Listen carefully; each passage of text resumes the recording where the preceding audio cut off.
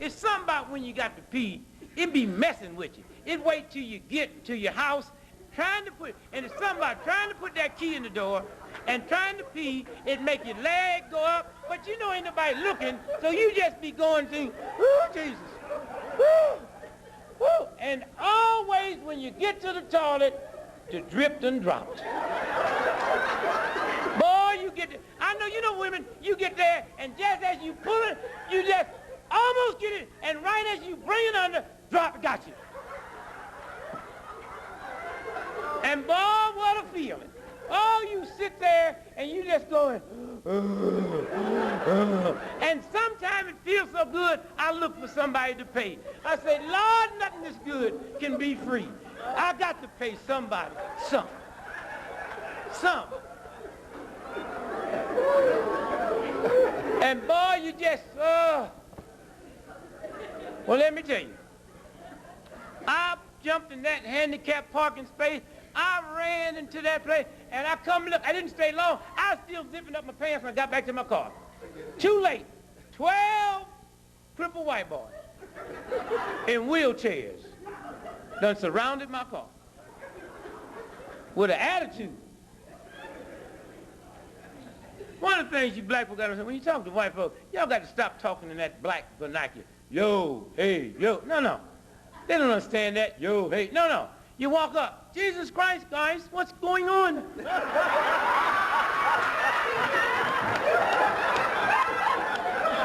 You understand?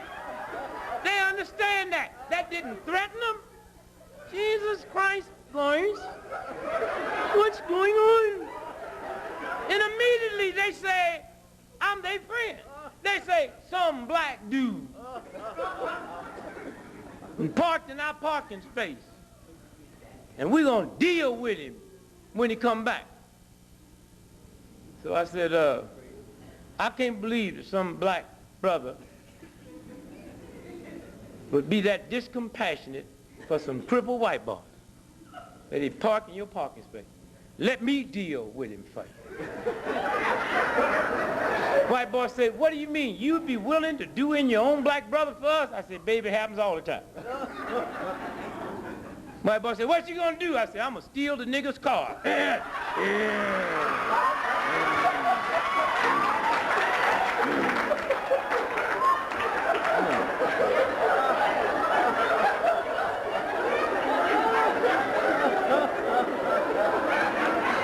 Come on now. Somewhere.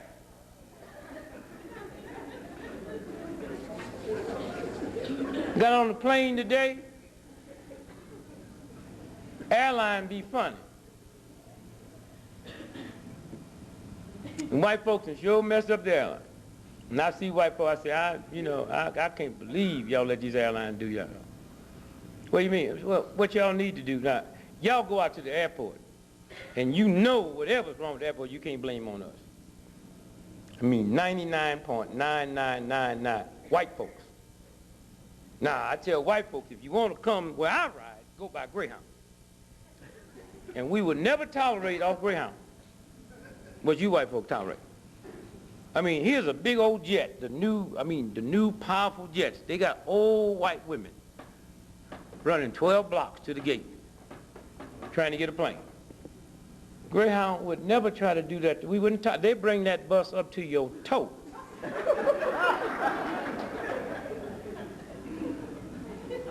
Airlines lose your bags. Serious white folks in the airline and act like you didn't have none. You ever been out the airline where they lose bags? Them white folks be looking at that rack going around for 3 hours, ain't nothing on it, and look like they'd already known 5 minutes. Ain't no bags. They out there in Denver done spent $2.5 billion for a baggage thing that chews up white folks' bags. I tell white folks, what y'all need to do is go by Greyhound.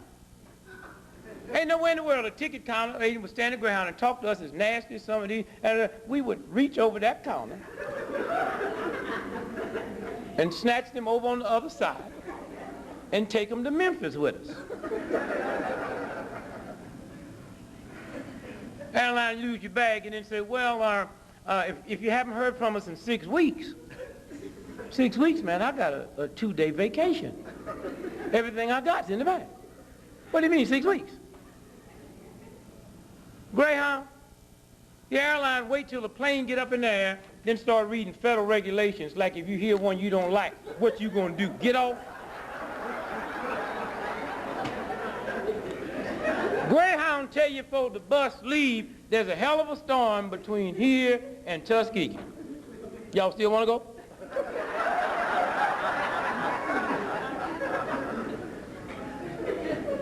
Check this out. The other day, I go to Delta and said, hello, how are you? I said, I'm very well. I said, you have plenty of bags? I said, 3. I said, I'd like this bag checked to Kalamazoo, Michigan. I'd like this bag checked to St. Louis. And I'd like this bag checked to Boston. I said, okay. And I'll give her a ticket. She said, you need 2 more tickets. I said, why? She said, well, if you got 3 different bags going 3 different places, you need 3 different tickets. I said, you sent them 3 bags to 3 different cities last week on 1 ticket. Anytime I get on the plane, first thing the other thing about a plane, they tell you, any of y'all ever flew over the ocean, they tell y'all in case there's an emergency. Now, that's a code word for wreck. That if we hit the water, your seat will be what? Flotation. Flotation. That's code word for tombstone. They mean they will pass you out one of them markers and you put Dick Gregory, born 1932, oop. Now, you got to be kind of stupid. The plane hit the ocean and you get out in the water in a $22 life raft, and you know when the rescue people coming, they're coming to get that $79 million plane. Now, there's something very interesting about the airline. Every time there's a plane wreck, they say, we will know when we get the black box. Pilot asked me the other day on US Air, said, you know, Mr. Greg, I've had you 3 times this month on the plane, and said, I just don't want to bother you, but I notice every time you get on the plane, you look in the cockpit, but you don't speak. Why? I said, I'm just checking the black box. Why? Because if there's ever a wreck that I'm on, and everybody's running to the emergency, I'm running, kick the cockpit open, and get the black box, because I know they're coming to get that. And I've got news for you, baby. They're going to get something black, all right.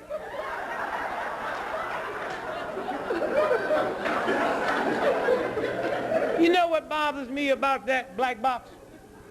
You know what bothers me about that black box? Listen, in that box is tape recorder. Now, all of us have had tape.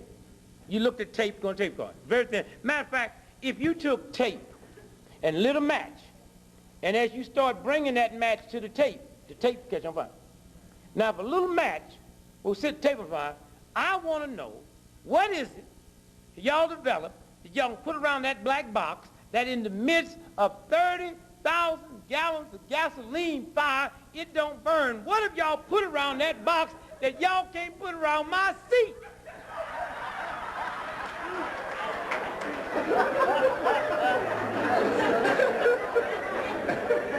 Y'all understand what I'm saying? You got to use your God-gift, but you can't do that if your vibration ain't right, because what you ate. My girlfriend down there in South Carolina, Susan Smith, white girl, killed her 2 babies, they say. I don't believe it myself. But I did read it, and it said, this Negro took my car. Now, it's bad enough taking a white woman's car in South Carolina, but 2 white babies, 2? That's enough to make you turn your own self in.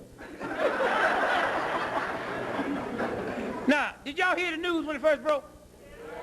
Now, 2 things let me know that a Negro didn't do that. Now, I'm not just saying this. I do a radio show in Washington, D.C. I said it the first time the news broke. That she said, I just go by what she said. She said, he took the car, and when he drove away, I waved and said to the babies, y'all hear that? I love you. So the white guy said, well, how you know it was a Negro that stole the car? Because she said that. Because had that been a brother in the car and that white lady said, I love you, he would have thought she's talking to him. He'd have came back and got her.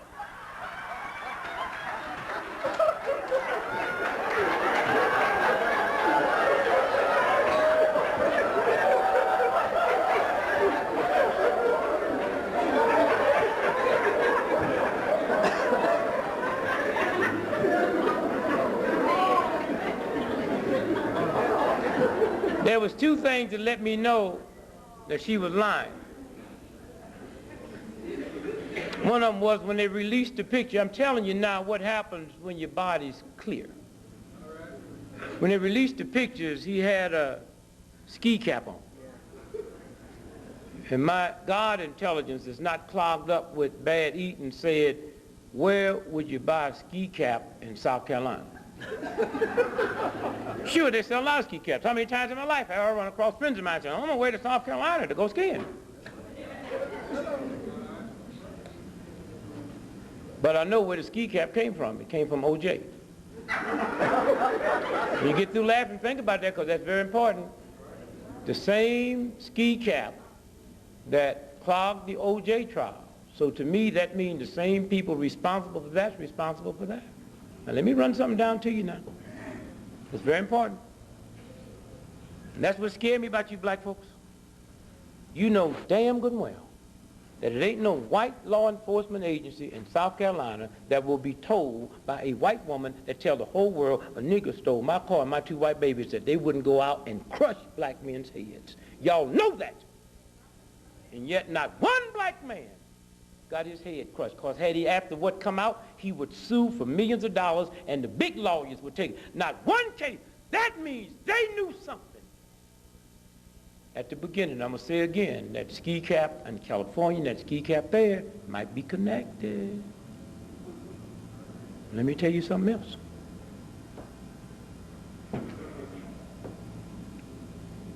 When she put that car in the water, I want y'all to hear this good now because you should have got it that night. And if I go down to the river here and drive a car in the water, where I drive that car in is where that car is. That car goes right off that and right down immediately. They went in that water at that point 6 times looking for that car with magnets and didn't find it.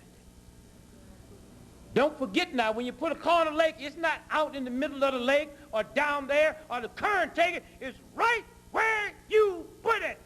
Something wrong about that case. I don't know what it is, but I got a God intelligence that tells me the cops was too cool and somebody should have found that car. There's more to that thing than they telling us than what they tell us. How long?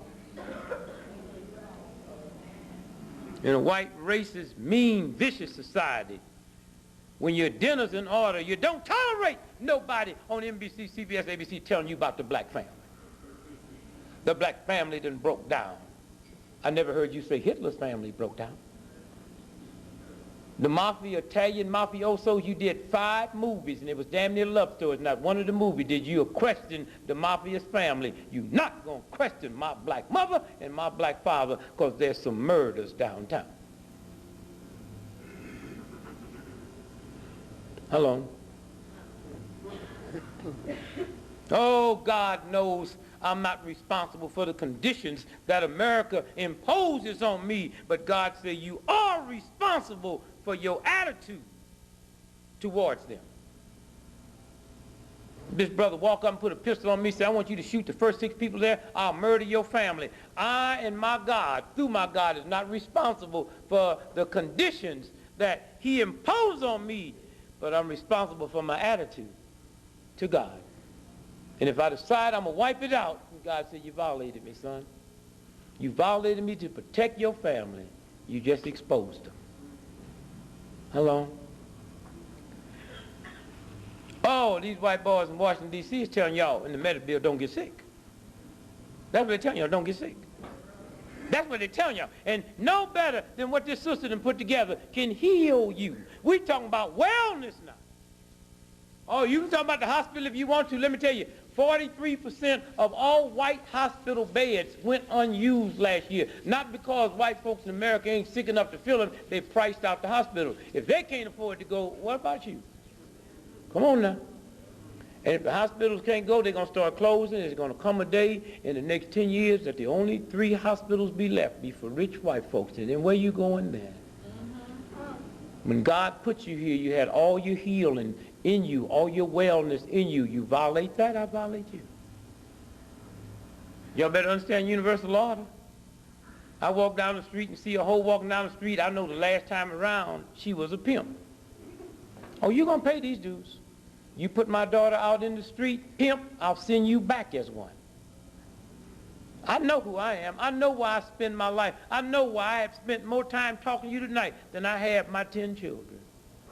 Because I've been out here trying to liberate you. I've been out here because I know this movement's bigger than me, my wife, and my family.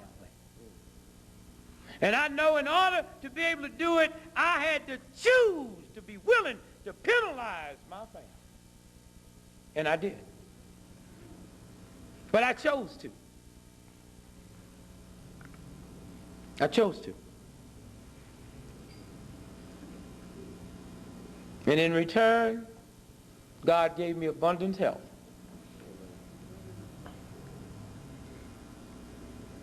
Abundant health. I used to hear my mother say, I might not have no money, but I got my health. She not neither one. She dead at 42, talking about she got her health. Let me tell you, if you don't have health and wealth, you really don't know God. Because the same God that put you here controls both of them. And how it can give you one and not give you the other means something wrong. God is a good God. Hell, you realize 85% of everybody died in America last year died in hospitals?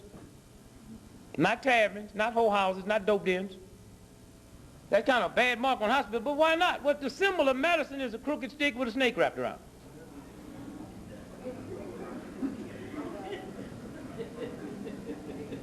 NBC asked me about 3 weeks ago, Mr. Gregory, you've been fasting for about 35 years. What do your doctor think about it? My doctor been dead 27 years.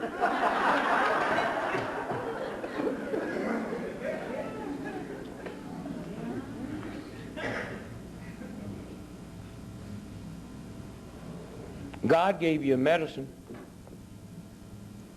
French, Klein and Smith, Upjohn, pharmaceutical companies, Eli Lilly, they don't understand God's medicines.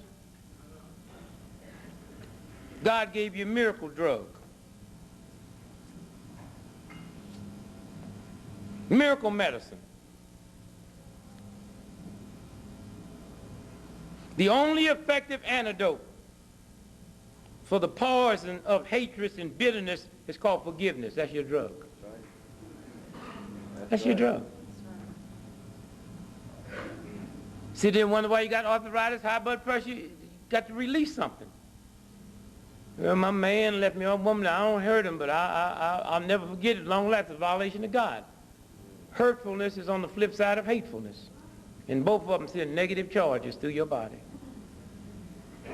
Oh, God's a good God. Brilliance. There's no more intelligence in the universe than sits among us. All people brought it. Mr. Gregory, I'd like for you to meet this PhD from MIT, the Massachusetts Institute of Technology.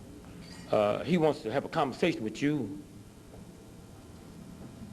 Yes, but I want you to show you this paper here. But before you do that, I want to see how smart you are. My friend said, oh, he's very smart. No. I want to find out as much. At MIT, y'all can make a missile that can go from one planet to another. Y'all can make rockets. Y'all can make bombs. But I want to hold my hand out, and I want you to make me a scab. Simple scab. Take the whole United States Army, the CIA, the KGB, the Russian Army, y'all the baddest things on the planet, but can you make me a scab? Oh, you got trillions of dollars. No. Can you make me a scab? If you can't do that, then don't tell me you have power. Scab? A scab is nothing more but the universal God force, and you can tell how healthy you are by how quick you heal. And when that scab comes on me, that's my God saying, underneath my Band-Aid, my healing is taking place. Wherever you see a scab, God's healing is right beneath it. Not trying to heal it, is healing it. And God has one law: don't pull my scab off. Well, God, how can I tell when your healing is complete? Oh, I love you so much, I'll do two things. Not only will you feel better, but the signal is my scab will turn into a scar. And when you look at your body tonight before you go to bed, wherever you see a scar, that represents God healing is complete. Ain't it awful they made us think scars is something ugly? A scar is God's work complete. That's what is happening here tonight. This is what this sister in this group is about. They're saying, don't pull the scab off. That's what this meal was about tonight. This meal, don't pull the scab off. We pulled the Jewish scab off, the Irish scab off. America's a mess. The Polish scab off, the Hungarian scab off, the Asian scab, the Hispanic scab. We pull one scab after another because America is so corrupt and filthy today, because America has never let it heal so we can see a scar. And that's what Nuke is fixing to do, is pull the scab off. But when you pull the scab off of a nation, you infect and reinfect the whole nation.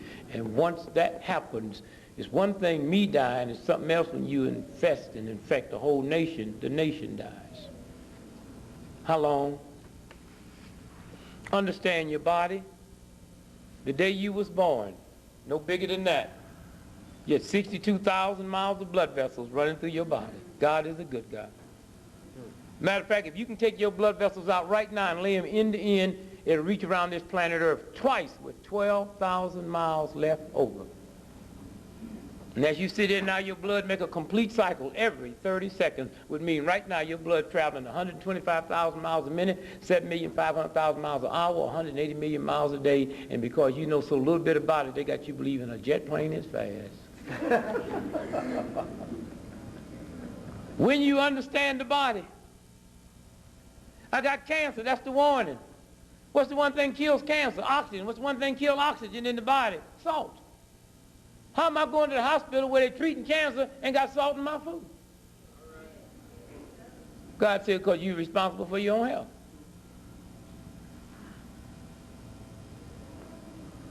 You don't need meat. Everybody needs protein. A lot of protein in a steak. Cows don't eat steak. Matter of fact, the meat you eat don't eat meat. Matter of fact, you don't have to eat hair to grow hair. You don't eat fingernails to grow fingernails. You put the right minerals, vitamins, get the proper rest, proper sunlight and light, and I will put something in your body that will manufacture whatever you need. How do you know if you're healthy? What is health? What is health? It's a vibration. It's harmony. What is health? Oh, that's a healthy plate of food. A lot of harmony. Harmony. They never take something bad that nobody like and say that's a healthy plate of food. They say, ooh, wasn't that a lot? Health is harmony. Harmony with this brain and this mind, in harmony with the universe. Let's talk about that. How can I tell if you're healthy? By the way you smile. You never smile, I know you're sick. Hit your hand with a hammer right now and break your thumb, and you will not laugh. But I can tell when it's healing, because you say, oh, let me tell you about this stupid. You start laughing when you start healing. Now, I can force healing on me by laughing. Because when you get home tonight, put your fingers here, stand in the mirror, and then laugh. Now, if you're living with somebody that didn't come here with you, tell them what you're going to do. Because they'll drop 9/11 on you in a minute. But put your fingers there and do that. And every time you do that, you see it move. When it's doing more than moving, every time you laugh or smile, you raise these muscles up the way God meant for them to be, and you pinch a nerve, and that nerve drops all into your body that heals you. That's why they say laughter is medicine. And then after you get through laughing, frown. And tighten up your jaws. And when you do that, you drop a gas into that system that destroys the oil that heals you. And that's why people that walk around looking evil and mean all the time, that's why black folks walk around. You ain't mad at me, you mad at a white racist system that you won't even challenge, and you keep it locked up inside of you. And that's what kills you, and that's what makes you go through so much pain. That's why you walk around with them evil looks on your face. I can see an evil look and know how sick you are. Know how unintelligent you are. You see a little baby in the crib smiling and laughing all the time. Don't even notice it. That's a smart child. Now, what did God give us? God gave us a body, but you have to get 8 hours sleep as a minimum. And God have no respect for your job. I made you, I invented you, and if you think I feed the birds and take care of the trees and the dogs and the animals and wouldn't take care of you, what fool I have created. What job? A violation to work at midnight. That's why they call it the graveyard shift. Graveyard means death, and they pay you more on that shift than any other shift, but it's the less productive. Amen.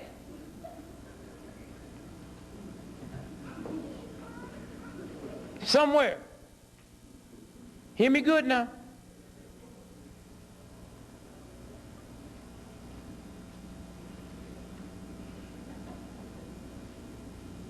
Imagine that we found out something we didn't know. Imagine that if you take your car home every night, and if you let the air out all 4 tires and get it flat, that car would last 30 more years. But now it means when you wake up in the morning before you move the car, you got to do what? But now you could drive it without it, right? Yeah, you could drive a car with no air in the tire. Come on.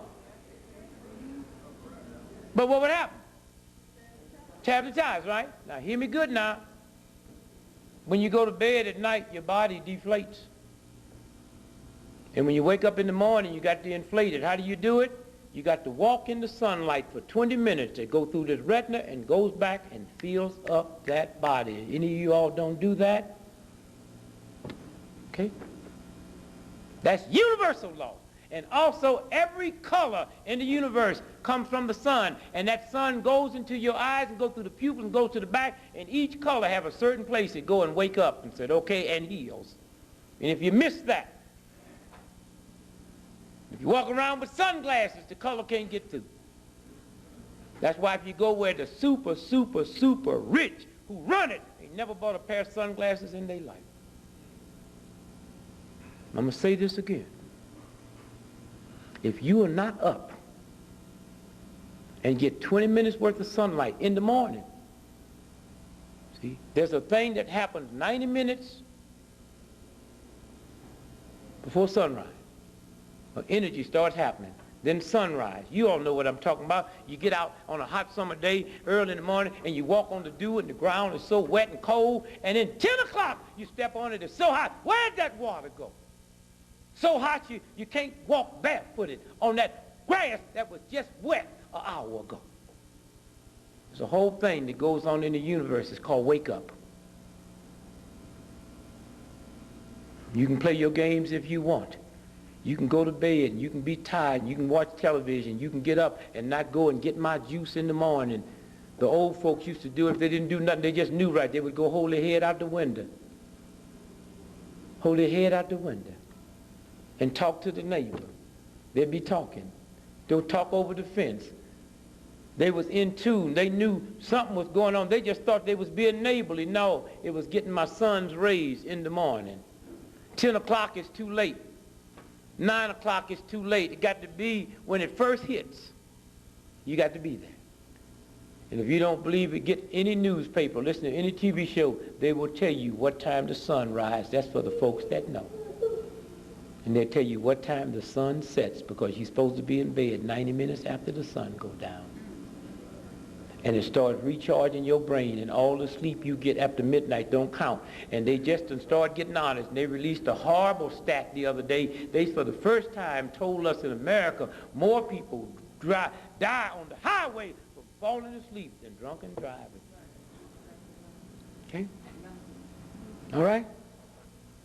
So I say to you, you exercise in the morning, walk, get up, walk. That's your prayer. Y'all sitting in some old dark room praying to some God. God can't hear you. You violated me. You're not in tune. Get up and go out and walk and move your arms and move around and stretch and let that juice come out and force them dead cells out. That's what good living is about. Y'all sit around bragging, yeah, sugar diabetes running my family. I ain't never seen anybody brag about sickness. Yeah, girl, all the men on my side, they all died from heart attacks. Sugar diabetes run in the family, high blood pressure because the diet run in the family. You eat the same bad thing that your mama ate, she ate what her mama ate, she ate what her mama ate, and when you have enough sense to change it like she's telling you, nah, sugar diabetes will leave. That evil grip that's been on your family generation will have to back and let them go. Your body's 97% liquid. Now that 97% liquid, 85% of that is water. There's a universal God force that I put that machine together. And if you think you can run this one on soda pop, you know damn good and well you can't run a car that you clowns made on Kool-Aid. Why you think I'm going to let you run my body on it? You will put in my body, not only did I make it with water, I gave you water for free. Not did I make it with air, I gave you air for free and fixed it so nobody would ever be in a position to sell it to you, and you still won't get up and get my air. You still won't go and breathe right. You still won't do my physical fitness. I will destroy you. I made you, I'll take you out of here. Alzheimer's disease, you older folks know damn good and well. You ain't never heard no Alzheimer's disease when we were children. And don't nobody else have it. If Alzheimer's disease just came from where it come from lack of drinking water, and these thugs in the medical research and spend billions of dollars and still haven't come up with it, come from lack of drinking water, and after you don't drink enough water, you get so dehydrated, your bloodstream turns into molasses, and you turn to a zombie. Your brain is controlled by God. And after you dehydrate, the brain said, okay, sends a message to the body, give me whatever water that chunk got left. It starts squeezing it out your liver, out your kidneys, and it's called different things. Any of y'all got lower back problem, that's lack of drinking water. Anytime you go pee and look at it, it's brown. If you haven't been taking vitamins and herbs that will cause that, God said you ain't drinking enough water. Anytime you pass your water and there's an odor in it, God said you ain't drinking enough water. And then after the final dehydration, it reach up and say, squeeze this water out your lungs. Y'all call it asthma. God called it squeezing water out the lungs, and people die from an asthma attack. Wouldn't die if you knew what it was and drank 6 quick glasses of water. The brain would release it. Harvard don't know that. Yale don't know that. And then what they do know, they lie. Big news the other day. Rockefeller University. That don't even sound right. Rockefeller University discovered a fat gene. Well, wait a minute. How come Harvard, Yale, and if fat folks was here before Harvard, how come it took y'all so long to discover a fat gene? Fat folks was here before Jesus Christ. So how come just now y'all found out that fat folk got a fat gene? How come y'all didn't know that? I mean, how long can you have poor folk before you realize poor folk don't pay their rent on time? No, the pharmaceutical companies realize they can't. You ain't never gone to a doctor for overweight and the doctor writes you a prescription. They're fixing to do it now. That's a trick. They're going to claim there's a fat gene, and now the pharmaceutical company is going to come up with some kind of expensive drug that's going to cost you trillions of dollars, and then 10 years later you're going to find out that they gave you the wrong drug and it got a side effect and you dead. How long? Understand the body. Understand what this body is about, especially you Christians. I don't believe that 60 8% of all whiskey sold in packaged liquor stores in America sold between Thanksgiving and Christmas. Who y'all praying to? How long? Understand this body. Understand the rest it have to get. Water. You got to drink 8-ounce glasses of water every day. Clean water, not with chlorine and fluorine in it. Chlorine and fluorine is good for you. How come when y'all go downtown to where the big white boys hang out and go up to the water machine, they ain't drinking tap water and their water don't have chlorine and fluorine in it? Thought it was good for the teeth.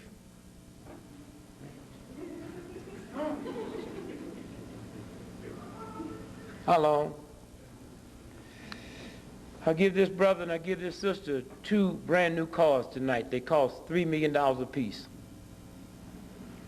And we're going to do something since we own the company. Every week I want them to bring the car in and I'm going to give them a brand new body, brand new engine, brand new wheel. I'm going to give them everything brand new except one thing, except a brand new battery. And I tell you something about all that new car I give them, once the water in that battery get below a certain level, it'll shut the whole system down. Your body works the same way. And those of y'all sitting here with all these hurts and aches and pains and sugar diabetes and blah, blah, blah, all that comes from one form or another, dehydration. And you will never cure or heal yourself. Say, girl, I can't, I can't drink water because my body holds water. It holds water because it know you dumb enough not to put enough water in it, so it better keep what it got while it got it, while it can get it.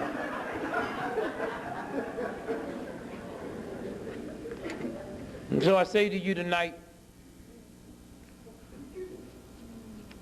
that when your diet is intact and in order,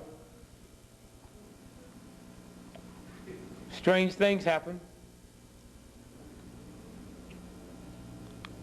And as we move into this Christmas festivity, we got a lot to be thankful for. The black family got an awful lot to be thankful for. We went out and our youngsters heard the call.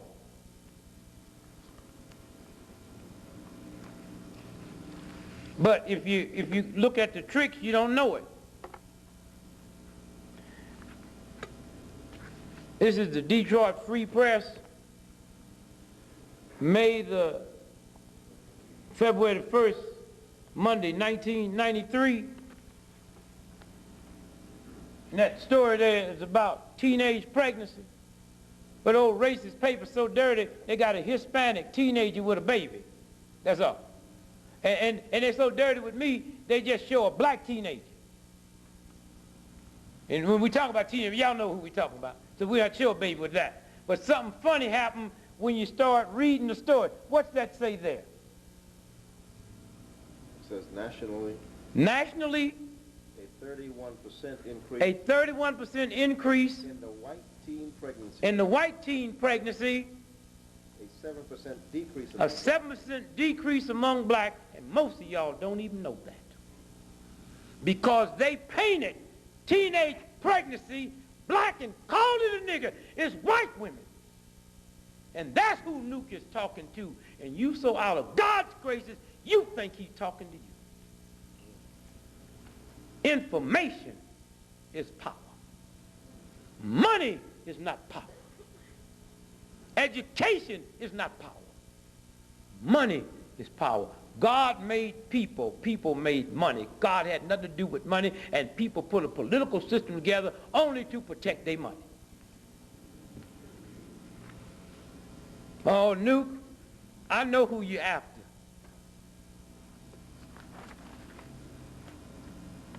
Boston Globe. Hear this good. Monday, January the 3rd, 1994, front page story. What's he say there? Big bold headline. Sharp rise in birth. Sharp rise in birth to unmarried whites. To unmarried whites. Stirs welfare worries. Stirs welfare worries. Now I want you to hear something, and I want you to hear it good. This is what the story says. The number of white unmarried women giving birth have soared by 50% over the last 6-year period, raising fears among academia and government officials that the resulting growth in the white underclass could cripple the federal welfare system. Them white boys is trying to save the welfare system from white women that's having all those babies, and you so out of it listening to them trashy news, you think it's you. And all these little slick white folk run around laughing, don't know nuke after them. Hello? Crime is the same thing. Crime has decreased in this country in the last 10 years by 9%. All crime. You see, you can't get a true picture on crime till I give you population increase. We don't know if next year more people came to this dinner than this year until I tell you how many people showed up this year. If 12 people showed up this year and 200 people showed up this year, we got an increase. If 12 people showed up this year and 9 show up next year, we got a decrease. How do you count crime? How many victims per 1,000? In 1981, there was 35.9 victims per 1,000. In 1991, there was 31.2. It's decreased 9%. But they won't tell you that because they got to keep you scared with crime, just like they do welfare. They will not tell you that 3/4 of all welfare mothers, scratch that, 2/3 of all welfare mothers have graduated from high school or more. They got you believing they're high school dropouts. I'm going to say that again. 2/3 of all welfare mothers in America have a high school diploma or more education. You ready for this? Only 20% of welfare mothers produce children that's on welfare. That means the welfare mothers have an 80% success rate that their children will not be on it. The stealth bomber don't have that type of success. Hear me good now. Welfare mothers have 1.9 babies per mother. Married women have 5.6. It's obvious who's doing the do. Welfare mothers across this country, as an average, gets off welfare after 2 years. They will not tell you that. Then other circumstances, they get back on. But no welfare mother stays on welfare longer than 2 years. This is a game they play. How long? They got y'all scared of drive-by shootings. I ain't scared of drive-by shootings. I just hope what white folk tell me in the paper about them is true. Niggas drive down the street, 30 people stand on the corner, they shoot out a window, hit 2 in the butt, 1 in the ankle, and 1 in the head. You better thank and praise God them thugs ain't learned how to shoot yet. They got y'all so busy worrying about drive-by shooting, we ain't even saying, oh, thank God they don't know how to use them. They miss more than they hit. And they scared y'all so bad of your own children. Oh, that son of mine, he might do something, he might snap, and he might come in here and hold all y'all hostage. And when I get to town, they say, your son's up there, he's mad, let us take care. No. Mr. Gregory, you're not safe around. I'll walk in here, he might go totally insane, and he might kill me. But one thing he'll look on my face and know as he killed me, that Pop ain't afraid of his children. That's what's wrong with you black folks. Y'all been reduced to the level of being afraid of your own children. Don't let NBC tell you them is animals out there. Them is your babies. Came out your black belly. Them niggas out there selling dope. They ain't Italian. They didn't come from Mars. They didn't come from Kansas City. They came out your black belly, celebrated Christmas, ate chocolate cake on their birthday, and that thing, God bless them. Go out on the corner and look them in the eye. I'm afraid they're going to kill you. They're going to kill you anyway. God say, anytime you reduce yourself to the level of being afraid of something that you birthed, then you might be gone beyond the point of no return. Go out on the corner. Your corner. I can't go live in Rockefeller's neighborhood, but I got one that's mine. And I'm going to go look you in the eye, and I'm going to say, my brother, if these white folk got you thinking you bad, go cross town in the white neighborhood and sell dope. You bad. The Italian mafioso brings it in, sell it to their children. You bad, nigga. Go over there to that white private school over there and sell it. How long we going to trash what we trash? Turn on the television and Notre Dame, the Fighting Irish, half the team niggas. But if we had the Morehouse fighting Negroes, and half the team was white, even you blacks be upset. Why they want to call them fighting Negroes? What about those whites? Or let them go to Notre Dame. Y'all always want to protect a white racist system at my expense. What a violation.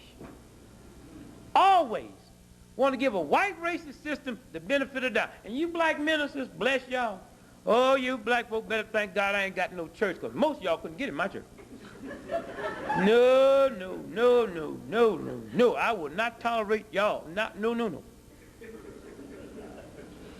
Y'all can do it tomorrow. Get up tomorrow morning, put on a $300 outfit, $31,000 worth of jewelry, get in a $27,000 car and go to church and drop $2. No, we'd have a serious talk.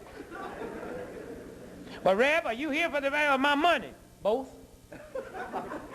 Well, why? Because if you can give all your money to a white racist system and pay General Motors and all them Fortune 500 folks, but when your son or your daughter get hit at 4 o'clock in a drive-by shooting, you call me, you don't call Bell Telephone, chump. I'm the one you call and wake up, and when you call me at 5 o'clock in the morning, and I know you're not calling to tell me you won the lottery, you want to split it with me. So when you call me at 5 o'clock, Reverend Greg, my child, call the utilities company. Those are the ones you pay first. Then you want to come by and drop some fragments, but you want me to administer. No, no, no. Call them white companies that you pay all your money to first. Call them and tell them about your problem. I love you. I do more for you than anything. I'll feed you. You can find me 24 hours a day. The one black institution that we control 24 hours is the black church. Why don't y'all treat it like that? Sit around bad-mouthing and talk about it's your church. It's your minister. Walk in there and say, look here, boy, we're not going to tolerate white police messing with us. And if they bust us upside the head, we ain't coming back to church no more. You the leader. You go down there and tell them white folks how we feel. We can stop police brutality in the morning just with a simple trick. All I do is go out and register. You don't even have to vote.